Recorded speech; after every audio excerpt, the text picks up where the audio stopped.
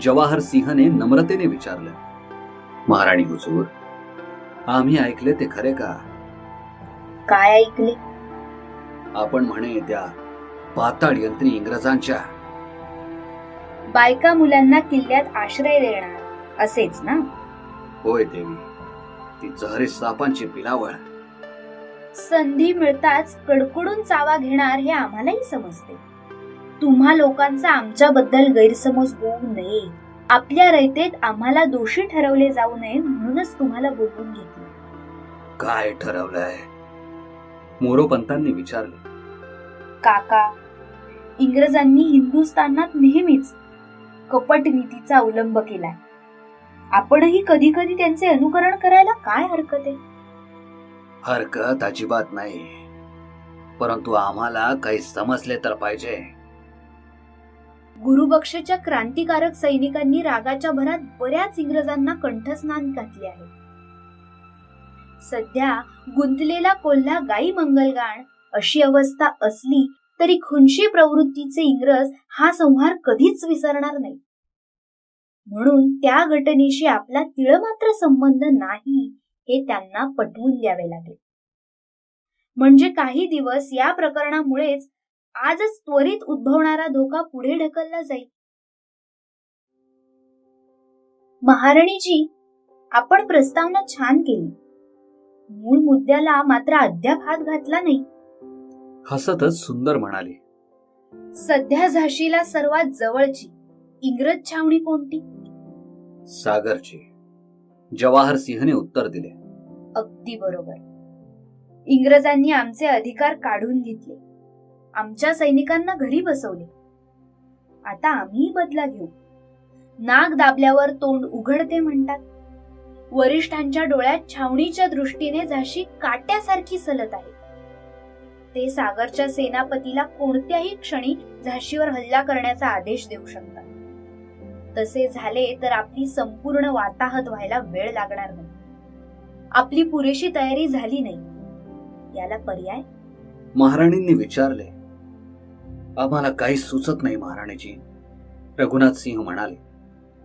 दिवाणजी, सुचायला पाहिजे. तुम्ही झाशीचे आधारस्तंभ आहात. पर्याय आम्ही सांगतो. आमची तयारी होईपर्यंत सागरच्या सेनापतीला तेथेच अडकून ठेवणे. त्याकरिता आम्ही आश्रय दिलेल्या इंग्रजांच्या बायका मुलांचा ढालीसारखा वापर करता येईल. आम्ही त्या सेनापतीला पत्र लिहितो, त्याला इकडच्या बाबतीत बेसावध राहण्यासाठी फसवतो. सर्व उपस्थितांच्या डोक्यात आता प्रकाश पडायला सुरुवात झाली. राणीने मोरोपंतांना सांगितले. काका, आम्ही सांगतो तसे पत्र तयार करून ते रवाना करा. सांगा. मोरोपंत सावरून बसले. लक्ष्मीबाईंनी सुरुवात केली. सेनापतीजी, या भागात हिंदुस्थानी क्रांतिकारकांचा फार जोर आहे. कोण आपला मित्र आहे आणि कोण शत्रू आहे हे ओळखणे अवघड झाले आहे. क्रांतिकारक जादुई चमत्काराप्रमाणे भरकन कुठून तरी येतात, हल्ला करतात आणि आतोनात नुकसान करून आपण सावध होण्याआधीच पाहता पाहता पसार होतात. आम्ही कसे तरी जीव मुठीत धरून जगत आहोत. हे लोक मोठे खतरनाक आहेत, म्हणून आपणही बेसावध राहू नये. केवळ स्वतःच्याच व्यक्तिगत सुरक्षेची काळजी न घेता बायका मुलांनाही एकटे दुकटे बाहेर पडू देऊ नये. सर्वत्र सर्वच बंदोबस्त वाढवावा. आणि आता शेवटी महत्वाचे, आमच्या आश्रयाला आलेले सर्व इंग्रज आमच्या शरीरात प्राण असेपर्यंत सुरक्षित आहेत. मात्र क्रांतिकारक झाशीवर पुन्हा केव्हाही हल्ला करतील अशी आम्हाला सारखी भीती वाटते. झाशीच्या आणि येथील इंग्रजांच्या रक्षणासाठी तातडीने सेनापती, सैन्याच्या तुकड्या आणि दारुगोळा व शस्त्रास्त्रे पाठवावी. आम्ही प्रतीक्षा करत आहोत. पत्राची भाषा वरवर पाहता एकदम साधी, सरळ वाटली असली तरी मोठी पेचाट टाकणारी होती. राणीने पसरलेल्या शतरंजच्या जाळ्यात सागरचा सेनापती आणि कमिशनर अचूक अडकले. आधी भीती दाखवायची, नंतर नम्रतेचा आव आणून समोरच्याला उल्लू बनवायचे. हे महाराणीचे नाटक कमालीचे यशस्वी राहिले. सागरचा सेनापती आणि कमिशनर यांनी प्रथम स्वतःच्या आणि कुटुंबियांच्या सुरक्षेत वाढ करून घेतली. नंतर महाराणींना पत्र पाठवले. महाराणी साहेबा, आपण क्रांतिकारकांच्या कारवायांबाबत कळवून आपुलकी दाखवली व सावध केले. त्यासाठी आपले अंतःकरणपूर्वक आभारी आहोत. आपण सेनाधिकारी आणि सैन्य पाठवण्याचे कळवले आहे, परंतु क्रांतिकारकांचा एकाएकी झालेला उठाव ही एक अकल्पित तसेच आकस्मिक घटना आहे. त्यामुळे आमच्या जवळही अतिरिक्त सैन्य व इतर युद्ध साहित्य नाही. इंग्रजांच्या वतीने झाशीचा सर्व कारभार आपल्या हातात घ्यावा. जमेल तसे आणि जमेल त्या मार्गाने झाशीचे तसेच आपल्या परिसरातील इंग्रजांचेही आपण रक्षण करावे. इंग्रज काही इतके भोळे नव्हते. त्यांनी एका दगडात दोनच नव्हे तर अनेक पक्षी मारले. राणीला जी कुमक पाठवावी लागली असती ती सागरलाच थांबवून घेऊन त्यांनी स्वतःची अवस्था जास्त मजबूत करून घेतली. त्यांनी सागरचे लूटमार तसेच अनपेक्षित अत्याचारांपासून संरक्षण झाले. महाराणी हिंदुस्थानची, क्रांतिकारकही हिंदुस्थानचे. राणीवर ते हल्ला करणार नाही. केलाच तर त्यांना त्यांच्या स्वदेशी सैन्याशीच लढावे लागेल. रक्ताचे पाट वाहतील ते त्यांच्याच देशबांधवांचे. हीच तर आपली रीत नीती आहे. आपल्याला हेच हवंय. आपण महाराणीला झाशीचा कारभार पाहायला सांगितले. त्यामुळे राणी आता हुरळून जाईल. इंग्रजांबाबत ती पूर्णपणे बेसावत होऊन जाईल. आपण का तिला कायमचे महाराणी राहून देणार आहोत? एकदा हा बागी लोकांचा वणवा विझून शांत झाला की कोणत्याही गाफील क्षणी राणीवर आक्रमण करून झाशी ताब्यात घेता येईल. इंग्रज त्यांच्या धोरणाने वागत होते. महाराणी आपल्या सोयीचा विचार करीत होत्या. इंग्रजांनी त्यांचे जणू हातपायच तोडून टाकले होते. त्या आतल्या आत गुदमरत होत्या. आता त्या तात्पुरत्या का असेना पुन्हा पूर्णपणे स्वतंत्र झाल्या होत्या. त्यांनी स्वतःचे वैयक्तिक संपूर्ण जड जवाहीर मोडून टाकले. नव्याने तयारी सुरू केली. पडून असलेल्या आणि बंद पडलेल्या सर्व तोफा तेल पाणी करून वापरायोग्य बनवून बुरजावरच्या मोक्याच्या मोर्चावर लावल्या. स्त्रियांची पलटण पुन्हा उभी केली. किल्ल्याची तटबंदी पूर्वीपेक्षाही जास्त मजबूत केली.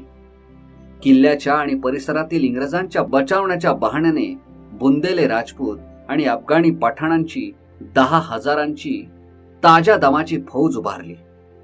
यात इंग्रजांनी राहत गडावरून हाकलून लावलेल्या 500 अतिशूर, प्रामाणिक आणि एकनिष्ठ पठाणांचा समावेश होता.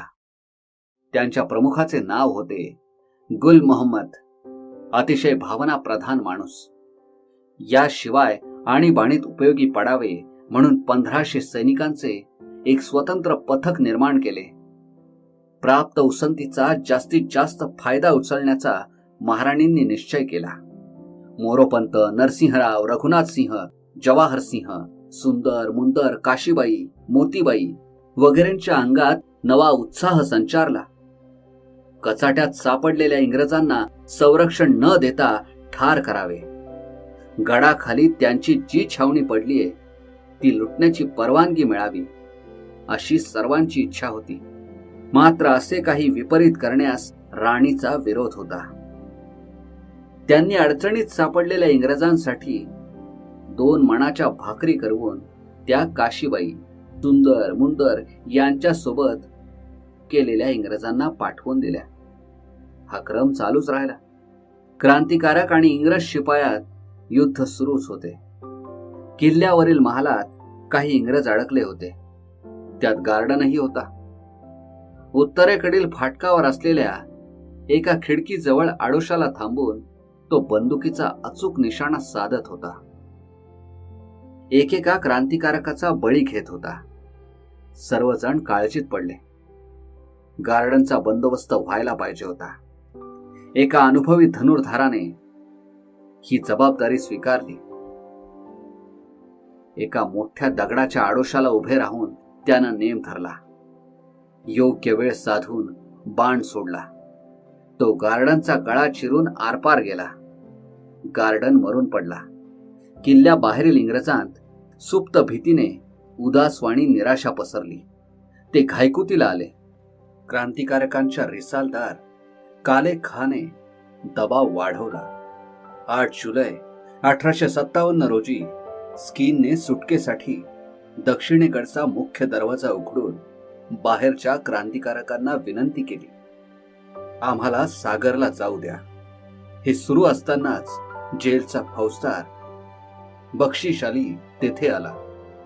इंग्रजांकडे संतापून पाहत तो म्हणाला, मी आता इकडे येत असताना रिसालदार साहेब वाटेत भेटले.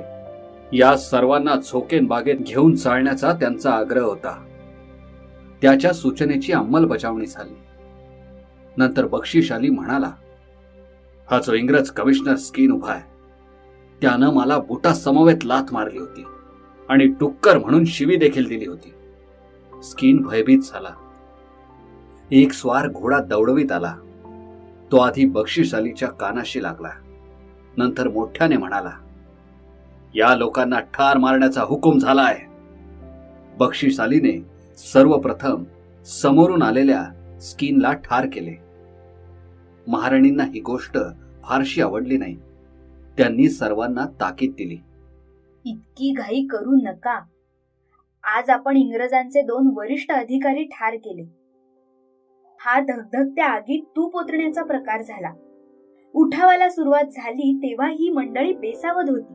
आता ते सावध झालेत. झाशी आपली असूनही ते स्वतःला येथील मालक समजतात. आपल्याला उपरे.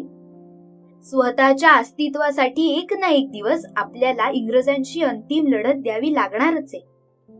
त्यासाठी पूर्ण तयारी हवी. इंग्रज म्हणजे सामान्य बाब नाही. सर्व शक्तिमान बलाढ्य शत्रू आहे. त्यांच्याशी टक्कर द्यायची म्हणजे सोपी गोष्ट नाही. म्हणून कोणतीही कसर राहायला नको. दिवाणजी काका, किल्ल्यावर दारू गोळ्याचे मोठे कारखाने सुरू करा.